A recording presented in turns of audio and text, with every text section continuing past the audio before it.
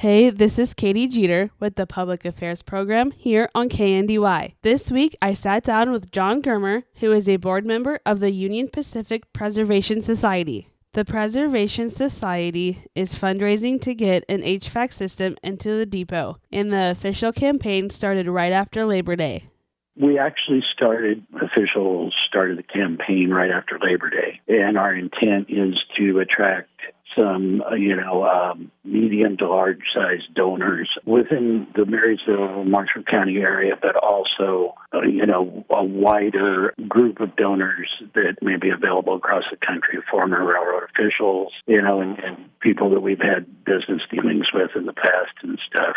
So it's ongoing, but the idea is to kind of capitalize on end of year giving that people might be able to do. With everything included, the total project will cost around $500,000. The entire project, including all the engineering drawings and all that sort of stuff, and complying with all the National Register of Historic Buildings places, preserving the historical character of the depot. The total project all in is about $500,000. And of that, we have raised and set aside in the past 9 years about $100,000. So that leaves us about $400,000 short. So that's our ultimate goal. The Preservation Society wants to try and raise the money as soon as they can. Well, as soon as possible. Like I say, we were trying to, capitalize on people's end-of-the-year giving so that they could enjoy the tax deductions to the 501c3. But, any gifts are welcome anytime. We've all, board directors, not all the board directors, but our campaign team has sent out emails and LinkedIn messages and snail mail letters to a lot of, what we think are potential major donors, as well as advertised it in the community so that, any gift is welcome, but like any fundraising effort, the bigger the better. There's different ways you can donate to the Union Pacific Preservation Society's new HVAC system. You go to the Union Pacific Facebook page, the Depot Facebook page. There's a link on there. You can send it directly to, let me see here, there's a P.O. box that they have. Yeah, P.O. Box 66 in Marysville. But probably the easiest way for most people is to donate directly to the Manhattan Area Community Foundation, which manages the Marysville Community Foundation, which then in turn allocates money to the depot preservation. I've got a PDF document of the invitation that I use to kind of give you some history of the depot and what our goals are and that sort of thing. And it has the website address for the Manhattan Area Foundation.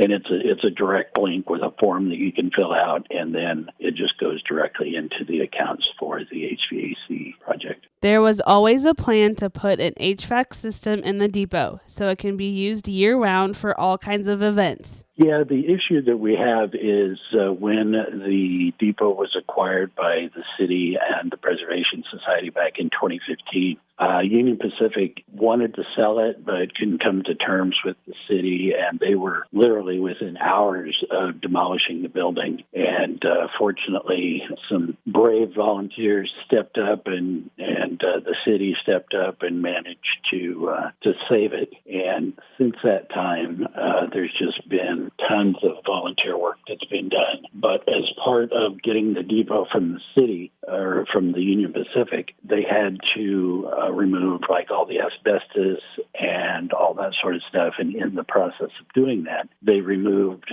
the boiler that was in the basement. And I don't know that it ever had an air conditioning system. I think they just used window air conditioners and stuff. So this project will include, a new up-to-date furnace and all the ductwork and new air conditioning systems that will sit out on the south side of the building. And so all that work has got to be done, in accordance with, the best practices for protecting the integrity of the historical character of the building. So the problem is that we can only use the depot for about 4 months out of the year, because it's just too cold from, basically October until May. And so we really want to make this a year-round facility, a community resource. During spring and fall months, a lot of people like to have family events and weddings, graduation receptions, and all that sort of thing there, which is great. And we love hosting those types of events, but we'd really like to be able to do year-round events